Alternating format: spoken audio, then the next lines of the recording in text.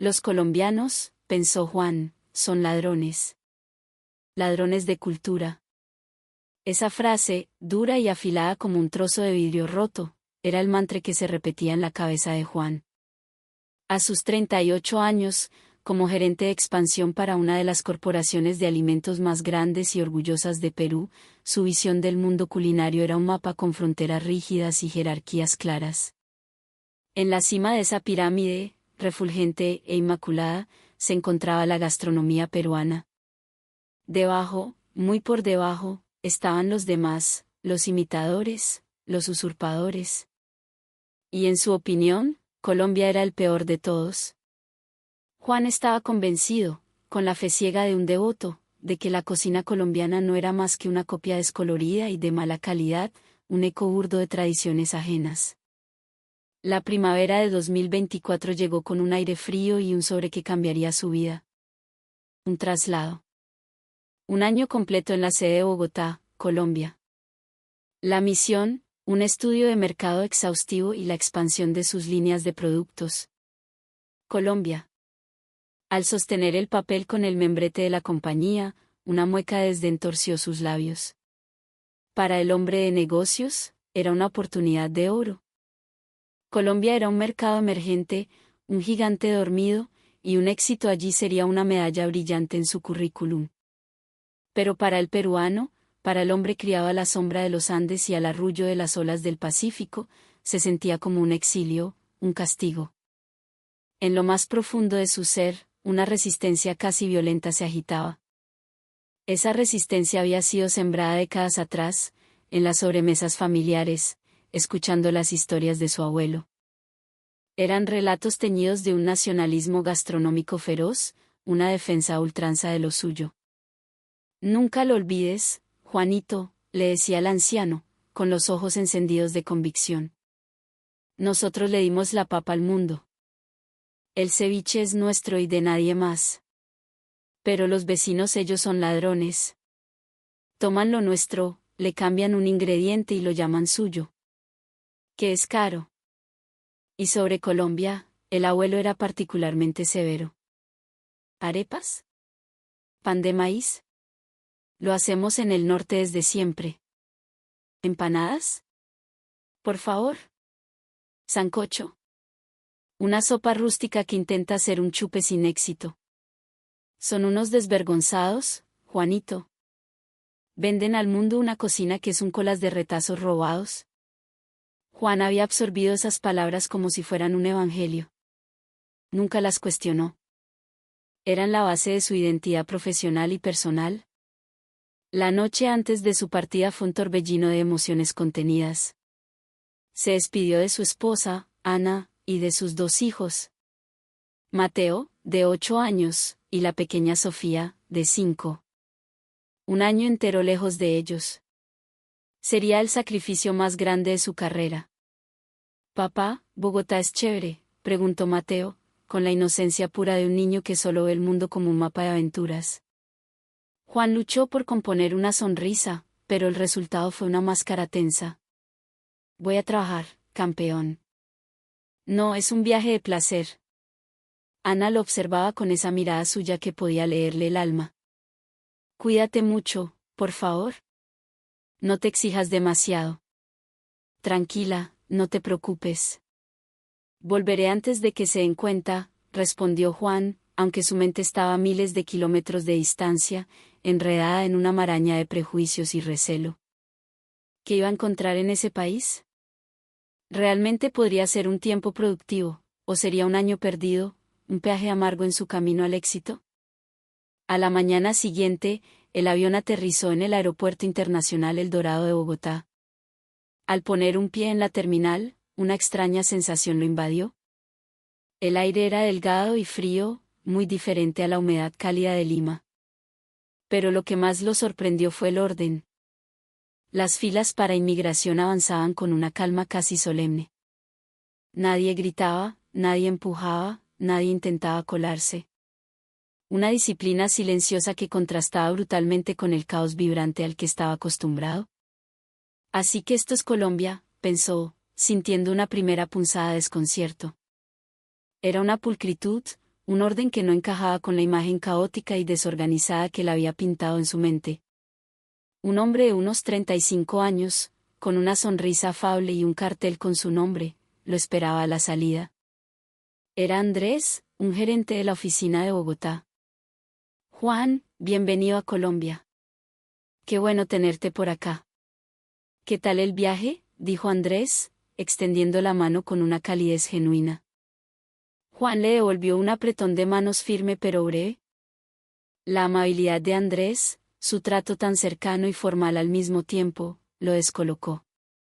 Son amables solo en la superficie, se dijo a sí mismo, como un soldado que se recuerda las reglas de enfrentamiento. Pero no sé qué piensan en realidad. No debo bajar la guardia. Esto es trabajo. En el carro de Andrés, rumbo al apartamento que la empresa le había asignado en el norte de la ciudad, Juan observaba el paisaje urbano. Los edificios de ladrillo rojo dominaban el horizonte, las calles estaban limpias, y un sistema de buses rojos, el Transmilenio, se movía en carriles exclusivos con una eficiencia que le llamó la atención.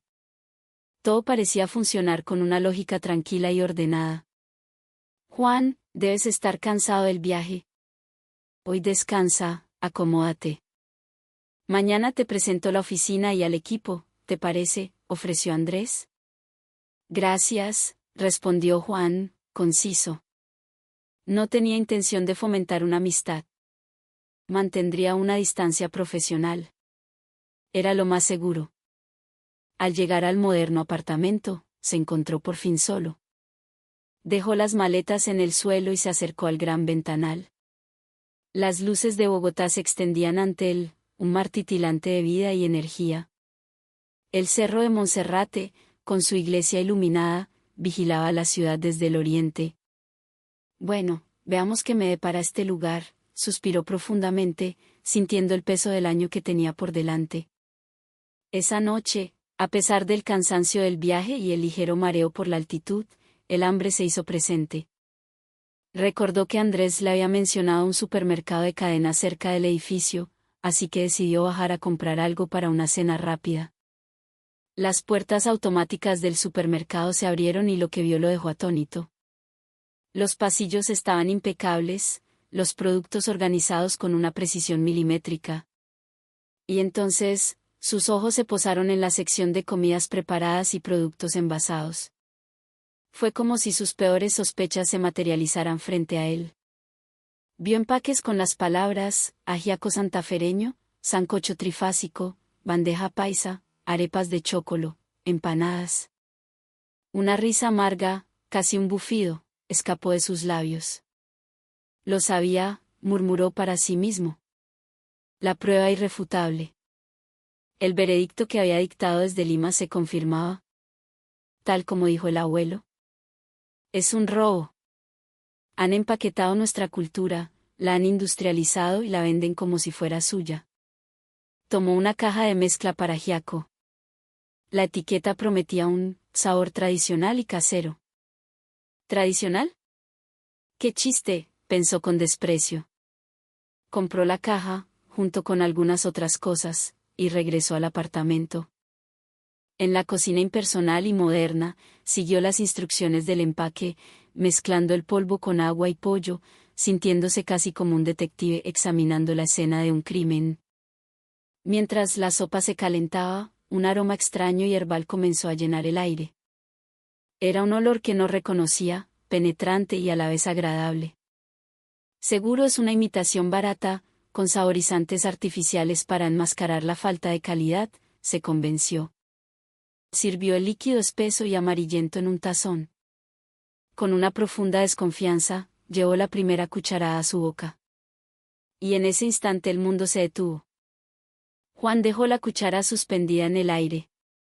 Un sabor inesperado, complejo y profundo, explotó en su paladar. No era para nada lo que había imaginado. La sopa era cremosa, casi aterciopelada, con el sabor inconfundible de la papa, pero de varias clases de papa. Había trozos de pollo tierno, granos de maíz dulce y un sabor herbal. Ese era el aroma que había llenado la cocina. Un sabor que no podía identificar pero que envolvía todo en una capa de autenticidad. Era diferente, radicalmente diferente a cualquier sopa peruana que hubiera probado. No era una imitación. Era otra cosa. Y, le costará admitirlo, era deliciosa. Esto no es una copia, balbuceó, confundido. Pero es bueno. Muy bueno. ¿El desconcierto lo invadió? ¿Cómo podía un producto de supermercado, una simple mezcla en caja, tener tal nivel de complejidad y sabor? Lo que esperaba encontrar, un producto insípido y genérico, se había transformado en un enigma culinario. No, un momento, se dijo, sacudiendo la cabeza, intentando reafirmar sus convicciones. Fue casualidad. Una excepción. Seguro el resto de su comida no es así. Pero en el fondo de su mente, una pequeña grieta se había abierto en el muro de sus prejuicios. Una pregunta, minúscula pero insistente, había comenzado a germinar. Al día siguiente, Juan llegó a la oficina. Era un espacio moderno y luminoso, donde reinaba un ambiente de profesionalismo y calma. Juan, buenos días. ¿Descansaste bien?, lo saludó Andrés con la misma sonrisa del día anterior. Buenos días. Sí, gracias, respondió Juan, manteniendo su tono formal. La mañana transcurrió entre reuniones. Analizaron el mercado colombiano, la competencia, las estrategias futuras. Juan escuchaba con atención, haciendo preguntas pertinentes, demostrando por qué era uno de los mejores en su campo. Y entonces, llegó la hora del almuerzo. Parce, si quieres, vamos a almorzar juntos. Aquí cerca hay un sitio de corrientazos muy bueno, o si prefieres algo más tranquilo, podemos ir a un restaurante, le propuso Andrés. Juan dudó un instante. ¿Un corrientazo? El término le sonaba a comida barata y sin alma. Sin embargo, no tenía una excusa para negarse. Vamos donde tú digas, aceptó. Terminaron en un restaurante bullicioso y lleno de gente, que ofrecía un menú del día. Entre las opciones estaba el ajiaco santafereño. La palabra le trajo el recuerdo de la sopa de la noche anterior. Juan, una pregunta, ¿la comida de acá se parece en algo a la peruana?, preguntó Andrés con curiosidad genuina, mientras revisaba el menú. La pregunta le cayó como una piedra. Bueno, hay algunas similitudes en los ingredientes, respondió de forma evasiva, sintiendo una ola de irritación.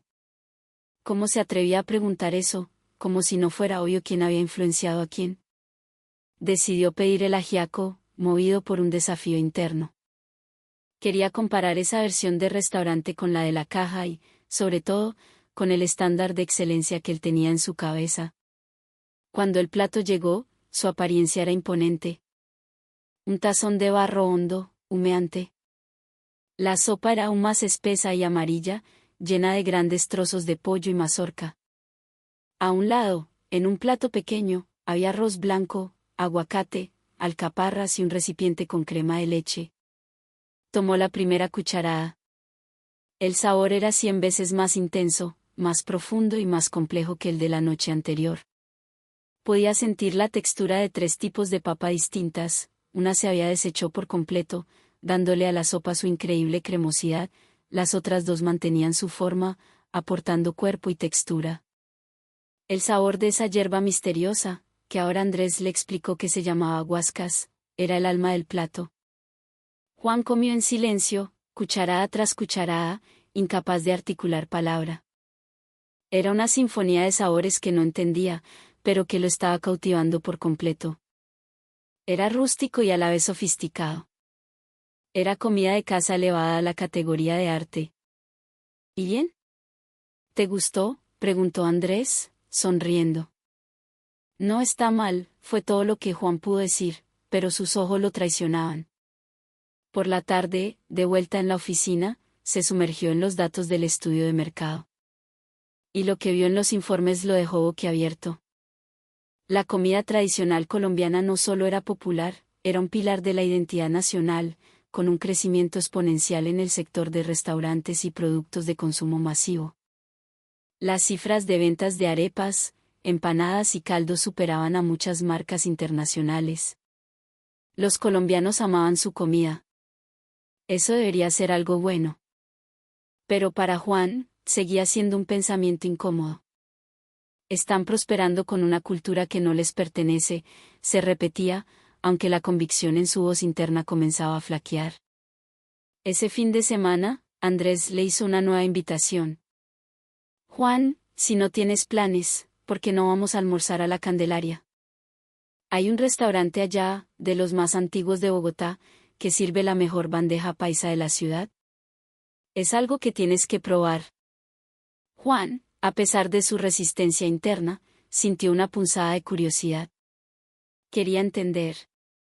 Quería ver con sus propios ojos cómo los colombianos trataban esa cocina que él consideraba un plagio. De acuerdo, vamos, aceptó. El sábado por la tarde, caminaban por las calles empedradas de la Candelaria, el centro histórico de Bogotá. Las casas coloniales con sus balcones de madera y colores vivos creaban una atmósfera mágica. El aire estaba impregnado de historia. Andrés, tengo una pregunta, dijo Juan, decidiendo confrontar el tema directamente. Muchos de los platos de ustedes, como el sancocho o las empanadas, tienen su origen en otras partes, ¿verdad? Era una pregunta cargada, un dardo verbal. Quería ver cómo reaccionaba Andrés, si lo negaba, si se ofendía. Pero la respuesta de Andrés lo desarmó por completo. Claro que sí, por supuesto, dijo Andrés, como si fuera la cosa más obvia del mundo. Hombre, es que Colombia es un país de mestizaje. La empanada, por ejemplo, claro que tiene una raíz española, como en casi toda Latinoamérica. Juan lo miró, perplejo. ¿Y lo admiten así sin más? Andrés soltó una carcajada. ¿Admitir? Juan, no es un crimen. Es nuestra historia. Claro que lo sabemos. Los españoles trajeron el trigo, los fritos. Los africanos trajeron sus guisos y su sazón.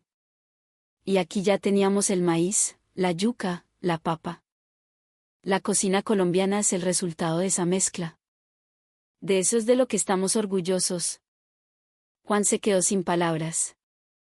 Mira, continuó Andrés, con una pasión tranquila, tomamos esa idea de la empanada y la hicimos nuestra.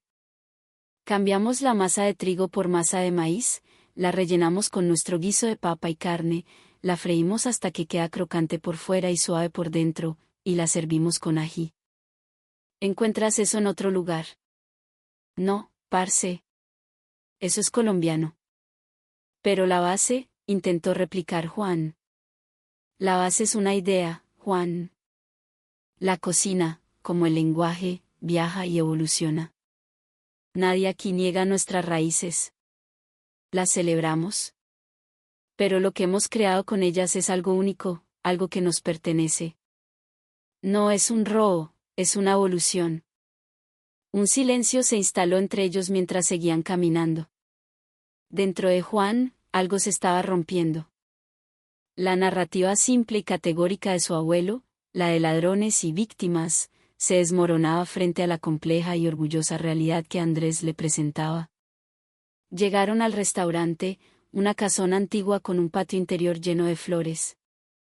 El lugar rebosaba de familias, de risas, de un ambiente festivo y acogedor. Pidieron la bandeja paisa. Minutos después, el mesero trajo 2 platos enormes, casi bandejas, que apenas cabían en la mesa.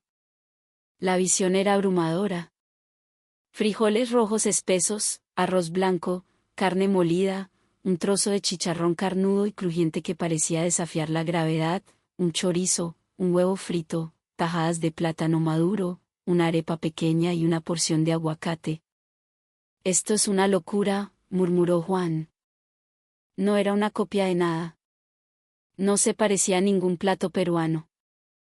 Era una creación exuberante, casi barroca, una celebración de la abundancia y la tierra. Juan probó el chicharrón primero. El crujido fue ensordecedor. Luego los frijoles, suaves, cremosos, con un sabor profundo. La combinación de todo en un solo bocado era una explosión de texturas y sabores, lo salado del chicharrón, lo dulce del plátano, lo cremoso del frijol y el aguacate, la contundencia de la carne y el arroz. Estaba devorando el plato. No con la curiosidad de un analista de mercado, sino con el placer puro y simple de alguien que descubre algo maravilloso. Juan trabajaba en la industria alimentaria desde hacía más de 15 años. Conocía de procesos, de balance de sabores, de calidad de ingredientes. Y por eso mismo, podía reconocerlo. Este plato, que a primera vista parecía un caos de ingredientes, era una obra de ingeniería culinaria. Cada elemento estaba preparado a la perfección y, juntos, creaban una armonía brutal y deliciosa. Andrés, esto es increíble, dijo Juan, finalmente rindiéndose. ¿Verdad que sí?, respondió Andrés, feliz. Orgullo en cada bocado, mi amigo. Mientras terminaban su almuerzo, un hombre mayor, con delantal blanco y un rostro surcado de arrugas amables, se acercó a su mesa. Era el chef y dueño del lugar. Buenas tardes, señores. ¿Cómo estuvo todo?, preguntó con un marcado acento paisa. Maestro, delicioso como siempre, exclamó Andrés. Le presentó Juan, un colega que viene de Perú. El chef le sonrió a Juan. De Perú. ¡Qué maravilla! La mejor cocina del mundo, dicen. Un honor tenerlo en mi casa. La humildad y el respeto del chef lo tomaron por sorpresa. Juan, sintiéndose en confianza, decidió preguntar. Señor, esta bandeja paisa, ¿cuál es su historia? El chef se iluminó. Ah, la bandeja. Pues mire, mijo. Nació en las fincas de Antioquia. Era la comida de los arrieros, hombres que necesitaban mucha energía para sus largos viajes por las montañas. Por eso tiene de todo. No es un plato de alta cocina, es un plato de pueblo, hecho con el corazón. Y continuó, muchos dicen que no es tradicional, que es un invento moderno. ¿Y sabe qué? Quizás tienen razón. Pero representa el alma de mi tierra. La generosidad, la fuerza, la mezcla. Nosotros no pretendemos ser lo que no somos. Somos esto, un plato abundante, sincero y delicioso. Evolución. La palabra de Andrés resonó de nuevo en su cabeza. La cultura no es una pieza de museo que se guarda bajo llave, dijo el chef, como si le leyera la mente. La cultura está viva, respira, cambia. Se enriquece cuando se comparte. Lo importante no es de dónde viene, sino el amor que uno le pone. El chef se despidió y volvió a su cocina. Juan se quedó en silencio, procesando todo. Respeto por el origen. Orgullo por la creación propia. Amor por el comensal. Quizás esa era la verdad sobre la comida colombiana. Pasaron las semanas. Juan empezó a explorar por su cuenta. Iba a los mercados de pulgas, a las plazas de mercado como Palo Quemado. Probó las arepas de huevo en la calle, el caldo de costilla para el guayao, las oleas con arequipe. En un supermercado, se detuvo de nuevo en el pasillo de productos colombianos. Esta vez, vio los empaques con otros ojos. Leyó, estilo santafereño, sabor antioqueño. No decían, comida original, decían, nuestro sabor. No estaban robando nada. Estaban contando su propia historia. Una noche, en su apartamento, preparó unas arepas que había comprado. Las asó en una sartén hasta que estuvieron doradas y las rellenó con queso. El sabor simple del maíz y el queso derretido le supo a gloria. Era honesto, sin pretensiones, y profundamente reconfortante. Esa noche, se sentó frente a su laptop y abrió la aplicación de videollamada. Las caras sonrientes de su esposa e hijos aparecieron en la pantalla. «Papi», gritaron los niños. «Hola, mis campeones. ¿Cómo están?» «Papá, ¿la comida de allá es rica?», preguntó Mateo. Juan sonrió. Una sonrisa genuina, por primera vez en mucho tiempo. «Sí, hijo. Es muy, muy rica. Ana apareció en la pantalla. ¿Encontraste cosas parecidas a las de aquí? Juan dudó un segundo, buscando las palabras. No, Ana. Y creo que eso es lo bueno. La comida colombiana no es una copia, es diferente. Y está bien que sea así. Toman influencias de todas partes, pero crean algo completamente nuevo, algo suyo. Ese es increíble. Su esposa lo miró, sorprendida. Vaya, parece que te está gustando Colombia. Sí, admitió Juan, sintiendo un peso liberarse de sus hombros. Creo que sí. Cuando terminó la llamada, se quedó pensativo.